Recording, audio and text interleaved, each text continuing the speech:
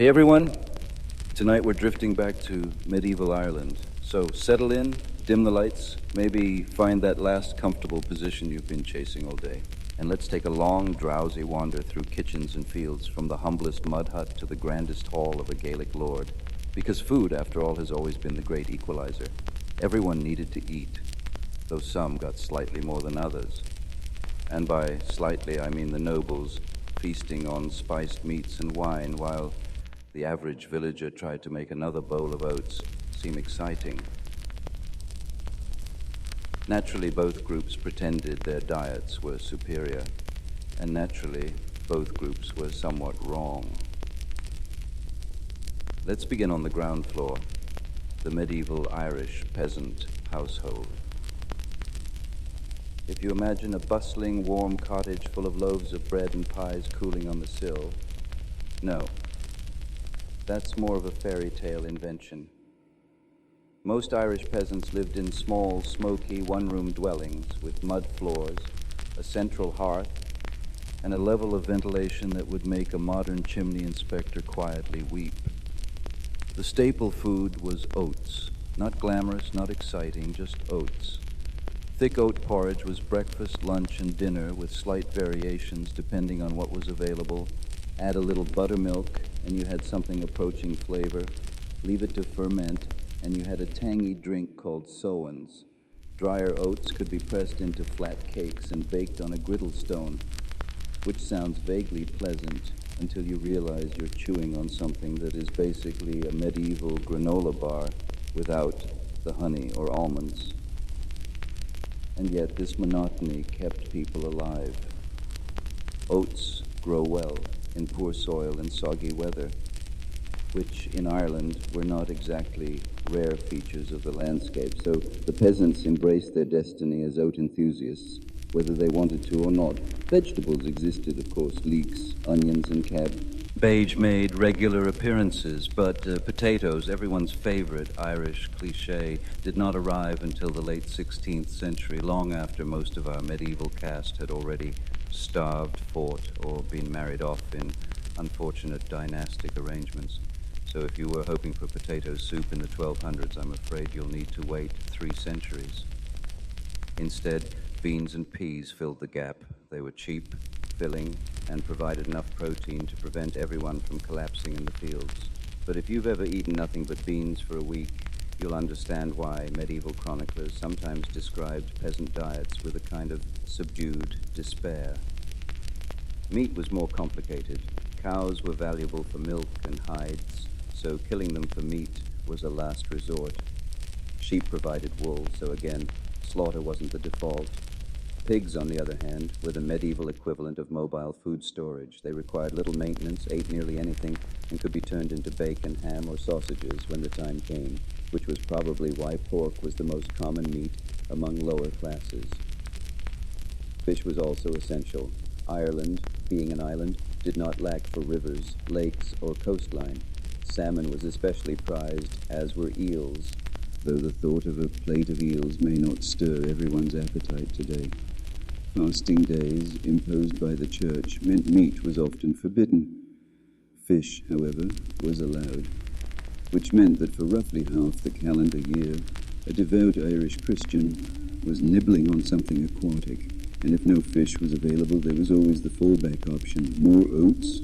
Milk, however, was the great dietary treasure of medieval Ireland. Cows weren't eaten often, but their milk was a central pillar of life. Fresh milk, curds, soft cheese, and of course butter. Irish butter had a reputation even in medieval Europe. It was salted, stored in wooden tubs, and traded abroad. In fact, archaeologists sometimes find ancient butter buried in bogs, still preserved after hundreds of years, which is impressive, though probably not something you'd want to spread on your toast today. The nobility drank milk too, but with slightly more flair. They mixed it with honey or transformed it into alcoholic concoctions, which brings us softly and inevitably to alcohol. Beer and ale were universal. Brewed from barley or oats, they were weak by modern standards, but far safer than drinking water straight from a medieval stream. Children drank it, monks brewed it, nobles taxed it, and everyone staggered through life in a low-grade state of tipsiness. Mead, the honey-based drink, was considered finer, a touch more refined, and often associated with feasting halls and heroic poetry. If you picture a bearded Irish chieftain raising a golden cup while a bard drones in the background, he's probably drinking mead, or at least that's what the bard wants you to think. More likely it was watery ale in a wooden mug, but we'll let the poetry have its moment. Wine, meanwhile, was rare. Ireland's climate was not exactly vineyard-friendly, so wine had to be imported. That meant only the wealthiest elites could enjoy it regularly. They sipped it with solemn dignity and probably pretended not to notice when it tasted a bit sour after the long journey north. Let's drift up the social ladder now to the tables of kings, lords, and bishops. Here, food was not just sustenance, it was theater, a chance to demonstrate wealth, power, and the ability to import things that peasants ants could only dream of. Banquets featured roasted meats, beef, mutton, venison, and pork. Wild game was fashionable, deer, boar, swan, even crane. If it moved in a forest, someone probably declared it noble enough for the table. Naturally, this gave hunts an air of political drama. Hunting rights were jealously guarded because nothing says, "I'm in charge," quite like denying your neighbors the opportunity to chase a deer. Fish appeared too, though in fancier varieties, salmon, trout, sturgeon, if you could get it. The church calendar still dictated endless fasting days, but elites handled this better. They had access to dried, salted, and pickled fish from far-flung coasts. A nobleman's Lent was not the same as a peasant's Lent. Spices were the glittering jewels of elite cuisine. Pepper, cinnamon, cloves, ginger. Imported at vast expense, they transformed otherwise ordinary dishes into status symbols. A roasted goose was nice. A roasted goose dusted with cinnamon and cloves was impressive. A roasted goose dusted with cinnamon, cloves, and presented on a silver platter in front of your political rivals, that was prestige. Of course, most spices completely overwhelmed the flavor of the actual food, but that was rather the point. If you could afford to drown your mutton in saffron, it didn't matter if the mutton was slightly tough. Everyone at the table would be too busy gasping at the golden color. Bread deserves a quiet mention here. Unlike much of continental Europe, Ireland was never heavily wheat-based. Wheat simply didn't grow well in the damp climate, and what little was available went almost entirely to the wealthy. So noble households did eat bread, but often from imported flour. The peasants stuck with oats and barley, which led to a curious social divide. Bread was seen as prestigious, while oatcakes were dismissed as lower-class food. Ironically, modern nutritionists might prefer the oats, but medieval nobles weren't interested in dietary fiber, they were interested in symbolism. Dining itself was a kind of performance. Nobles sat at long tables, with hierarchy carefully displayed. The most important figures at the high table, others ranked below. Servants moved constantly, bringing trenchers, thick slabs of bread used as plates, or wooden bowls piled with stew. Knives were personal items, but forks were rare. Fingers were considered perfectly acceptable, provided you wiped them discreetly on the communal cloth. Entertainment filled the gaps between courses. Harpers, poets, and storytellers earned their keep in the glow of firelight. And of course, politics simmered beneath it all. Who was seated where, who received which portion, who got the better cut of meat, all of it mattered. It wasn't just dinner, it was dynastic theater with roast pork as the opening act. And yet, for all the grandeur, the noble diet was not necessarily healthier. Too much meat, too much fat, too much spice. Gout was practically a noble accessory. Kings limped through their courts with swollen joints, while peasants, gnawing on yet another oatcake, looked on with a mix of envy and mild relief. One of the more charming quirks of medieval Irish food culture was hospitality. Laws and customs emphasized the duty of welcoming strangers, often with food and drink. A traveler might find himself offered milk, bread, or even a share of meat if he stumbled into the right hall. This wasn't pure generosity, of course. It reinforced status, reputation, and networks of obligation, but still, it meant that even in a society of scarcity, there was room for ritualized sharing. So, whether you picture a weary farmer scraping oats into a pot or a chieftain presiding over a cinnamon-dusted swan, medieval Irish food tells the same story. Survival and status, scarcity and spectacle. The peasant ate what the land could provide, with oats, milk, and pork forming the sturdy base. The noble ate what trade, power, and wealth could secure, layering spice upon spice and washing it down with imported wine. Both diets had their triumphs and their tragedies. Both kept their people alive, if not always comfortable. And in the end, whether peasant or king, the Irish medieval stomach still rumbled in much the same way. Let's gently drift onward.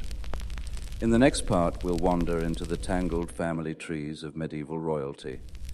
Because nothing says sleepy history quite like cousins marrying cousins and dynasties slowly collapsing under the weight of their own genetic experiments. Viking trade routes. Hey everyone, welcome back. If you're still awake after the oatcakes and salted butter of medieval Ireland, you're doing well. If not, that's perfectly fine too. Tonight's story is patient. It will be here when you drift in and out, like a long ship rocking on quiet water. Because now, we're setting sail with the Vikings, not the loud, horn-helmeted fantasy kind. Real Vikings, traders, raiders, and occasional accidental colonists. They weren't just the terror of monasteries or the punchline of medieval chronicles. They were also merchants with a startlingly well-connected network of trade routes. And, naturally, because history is rarely tidy, these networks stretched far beyond the misty fjords we usually imagine. Somehow, through a mix of stubbornness and very wet boots, the Vikings managed to link Scandinavia to Constantinople, Baghdad, and even Central Asia. Not bad for people we often picture eating dried fish on the deck of a leaky boat.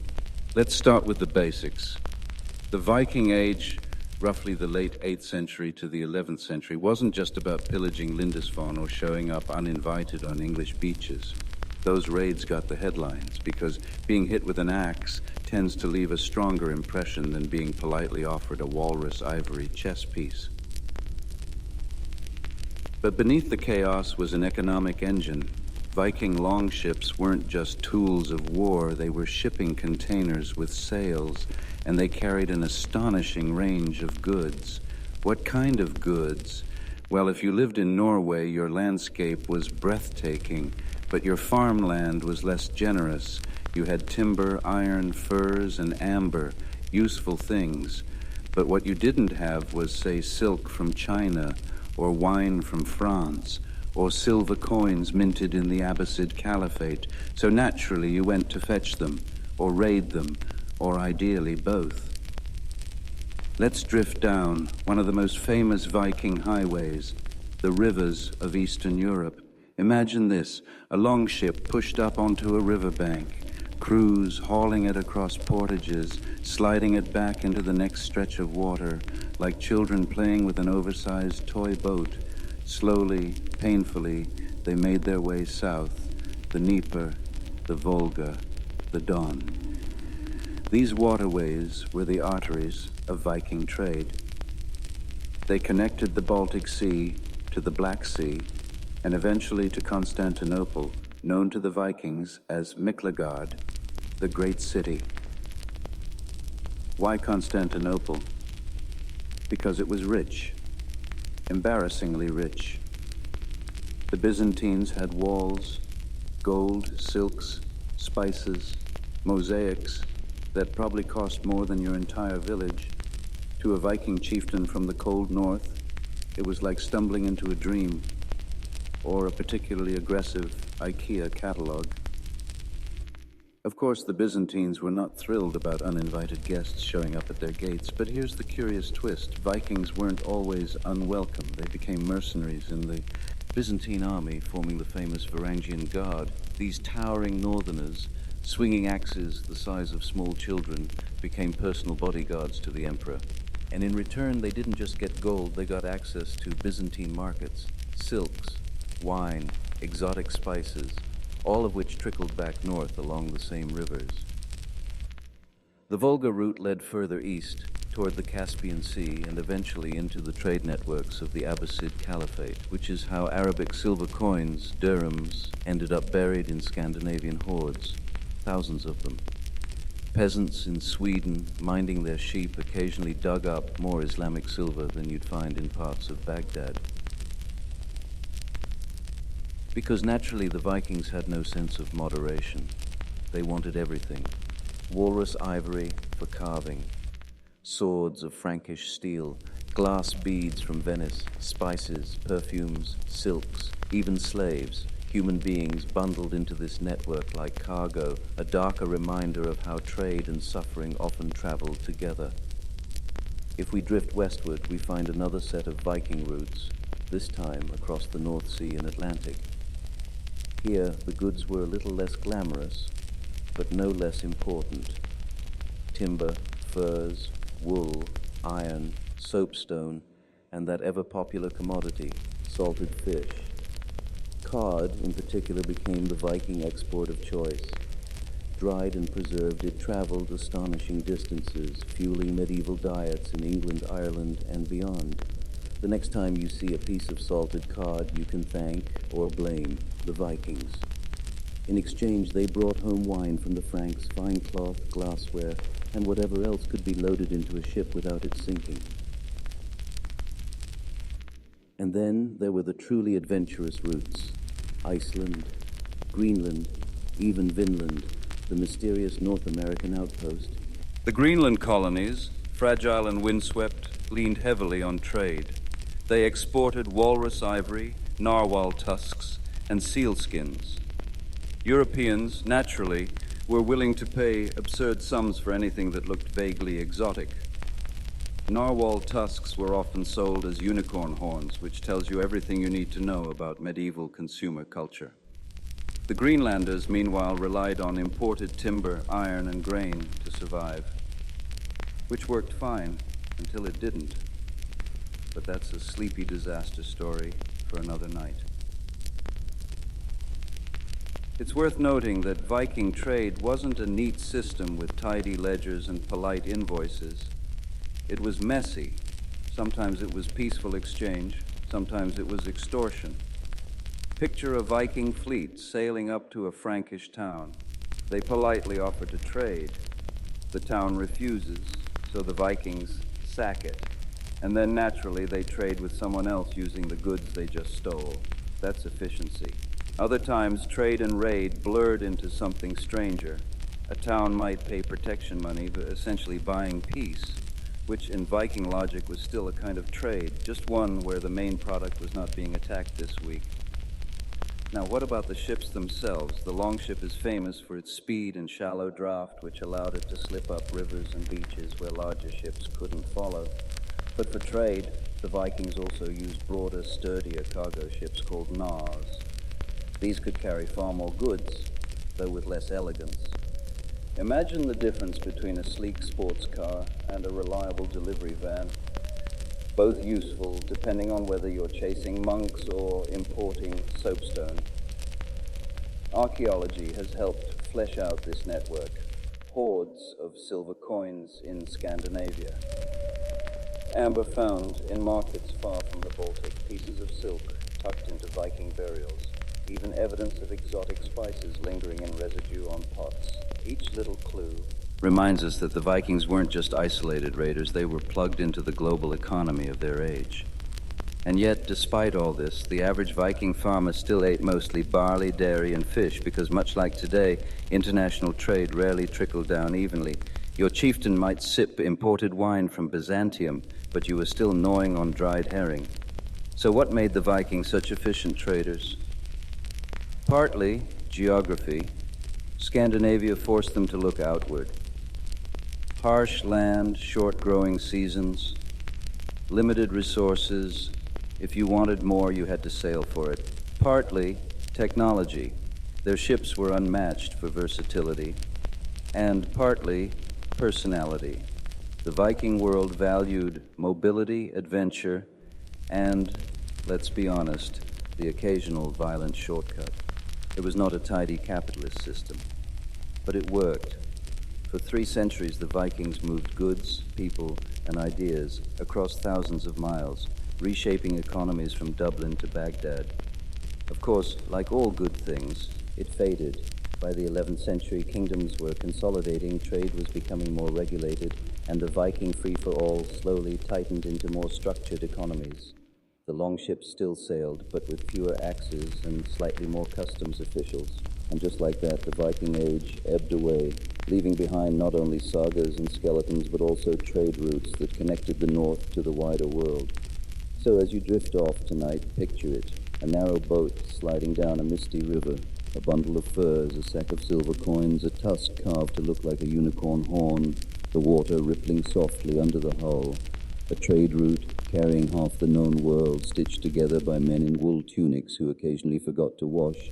And with that, let's drift gently toward our next destination, where we'll leave the open seas and step into the drafty halls of medieval monarchs, because nothing lulls one to sleep quite like kings who are far too related to themselves.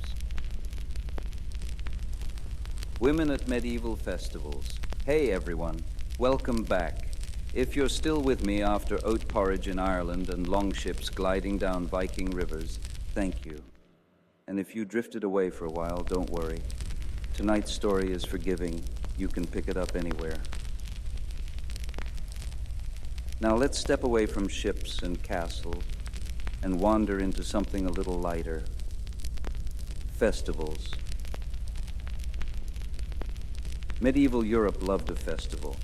There were religious ones, civic ones, royal coronations, saints' days, market fairs, and, if all else failed, harvest celebrations.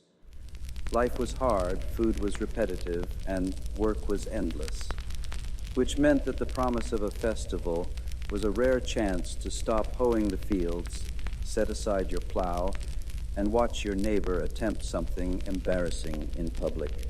And of course, women were very much part of this picture, though, as with everything medieval, their role depended heavily on class, location, and just how much the church was scowling at that particular moment.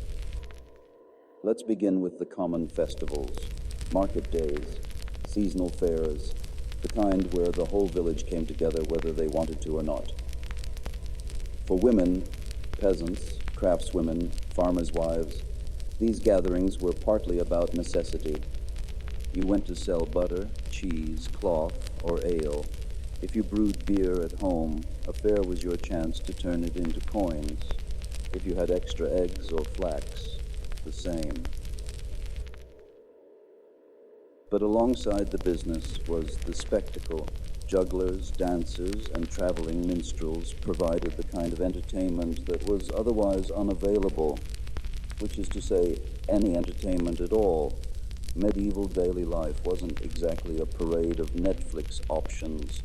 And women participated not just as spectators, but as performers.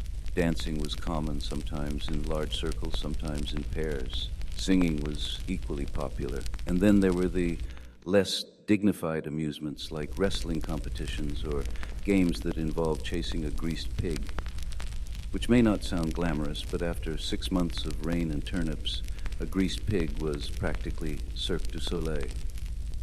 Religious festivals brought a different flavor. Feast days of saints, Easter, Christmas, the Corpus Christi processions. These were officially pious events with prayers, sermons, and long hours in church. But the human spirit being what it is, celebration rarely ended at the church door. Processions spilled into feasting, drinking, and dancing. And women often took visible roles, singing in choirs, carrying candles, or dressing in costumes for mystery plays. Mystery plays were biblical dramas performed in public squares. Entire cycles could last for days. covering everything from Genesis to the Last Judgment. While most roles were played by men, women sometimes appeared in minor parts, or at least watched eagerly as their neighbors attempted to portray angels with wings made out of chicken feathers and glue. For elite women, festivals meant something else entirely. If you were the daughter of a noble house or a queen, a festival was a chance to display wealth and status. Clothes were key. Silks, furs, embroidery, jewels, the brighter the better. Sumptuary laws often tried to restrict women's clothing, telling them what they could and couldn't wear based on class, which of course only made them more determined to bend the rules. Tournaments were especially significant. While knights smashed each other into the ground with lances, women watched from stands or balconies awarding symbolic favors. A ribbon tied to a helmet, a handkerchief offered before the joust. All of which sounds romantic, until you remember that knights sometimes ended up with broken bones or simply dead, while their lady politely applauded. For noble women, the tournament was also a social market. Marriages were negotiated, alliances whispered. Who sat where and who wore what mattered almost as much as who actually won the joust. And then there were the rowdier festivals. Medieval Europe had a remarkable ability to invert its own rules, if only briefly. Carnival before Lent, the Feast of Fools, the May Games. During these, women, like men, might step outside their normal roles. Cross-dressing was not unheard of. Masks were worn. Parodies of church rituals performed. A woman might dress as a man and mock authority, while a man donned a nun's veil for comic effect. These were not entirely safe. Church officials frowned heavily, but they happened nonetheless. And here, women's presence was essential. They sang, they danced, they played roles in bawdy plays and parades.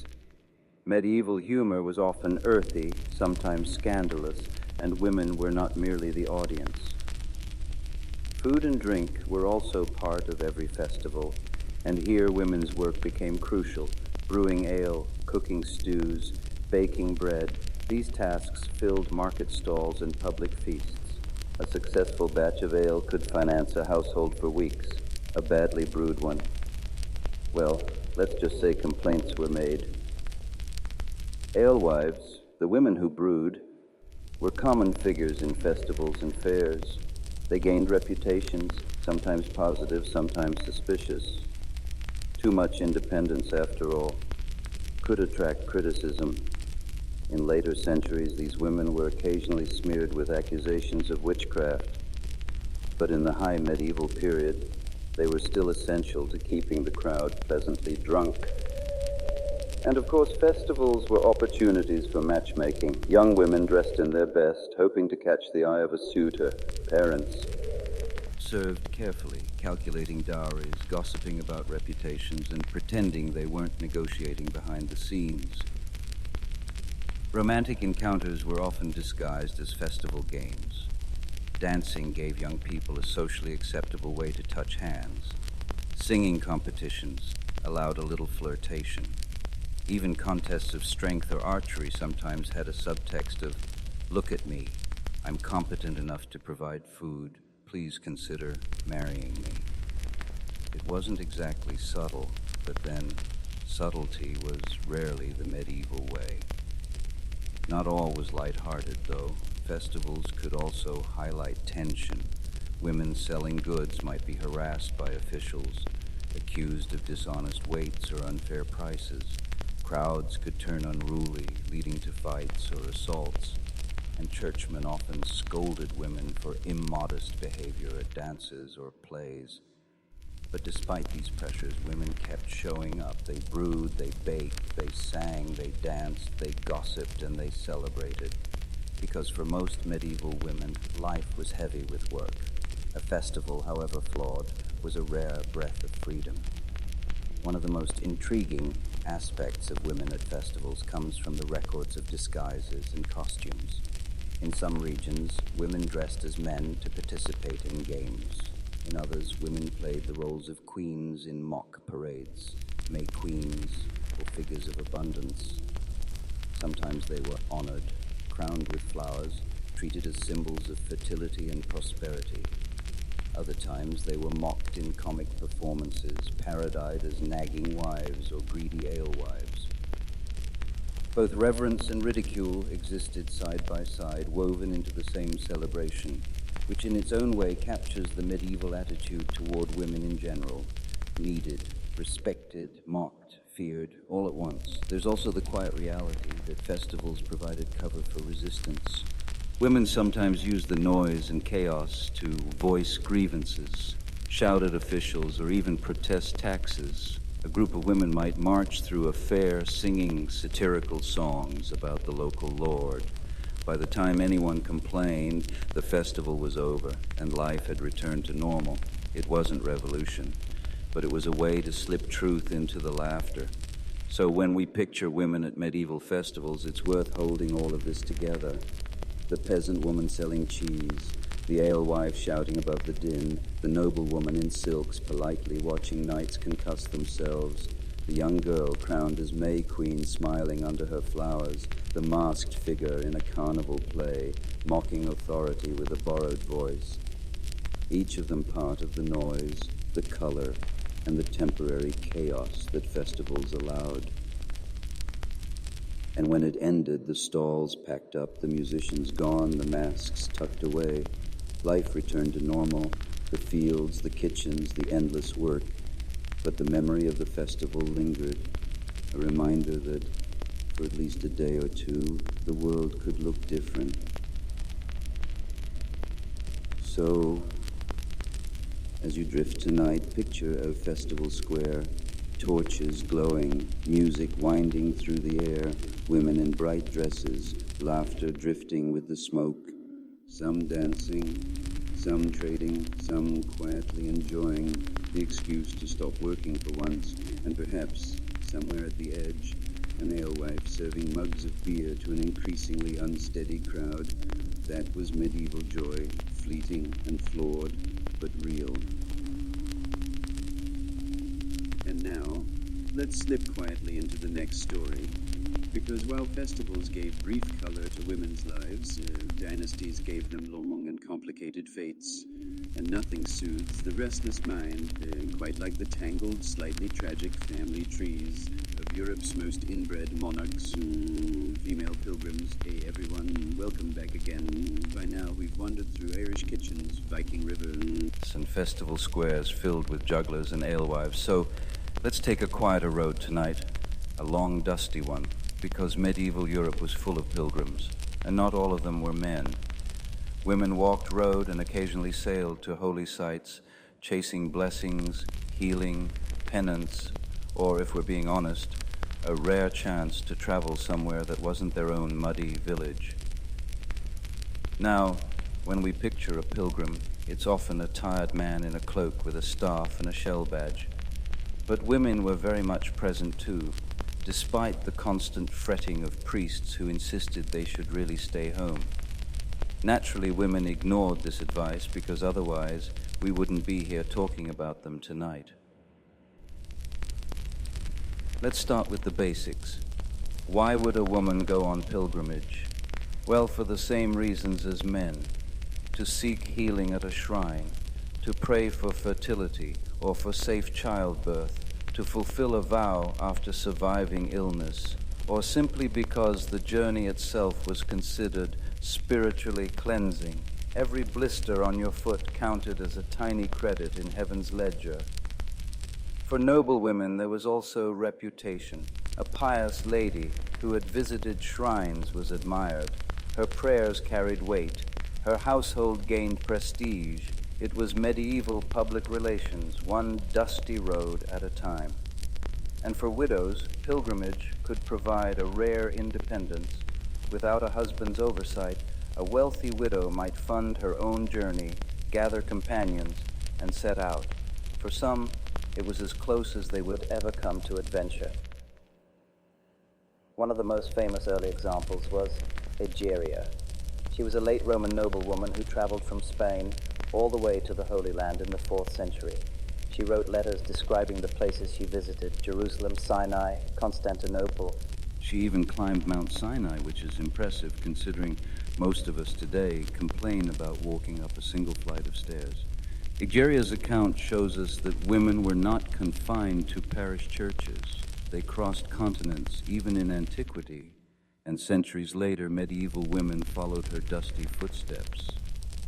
Now, the most famous destination for medieval pilgrims was Santiago de Compostela in Spain, the shrine of St. James. Here, women appeared in the records as part of the great flow of humanity. Some walked the entire Camino. Others joined for shorter segments. And while clerics sometimes wrung their hands about immodest female travel, the reality was simple. They were there. Their footprints in the mud tell us so, even when the chronicles stay quiet. Of course, the Holy Land was the ultimate destination. A few wealthy women managed it: queens, noble ladies, abbesses. Margaret of Beverley, for example, was an Englishwoman who lived in Jerusalem during the late 12th century. She endured the city's capture by Saladin in 1187, was briefly enslaved, ransomed, and eventually made her way back to Europe, which is far more eventful than the average pilgrimage brochure promised. And yet Margaret later returned on pilgrimage again, which suggests either remarkable faith or remarkable forgetfulness.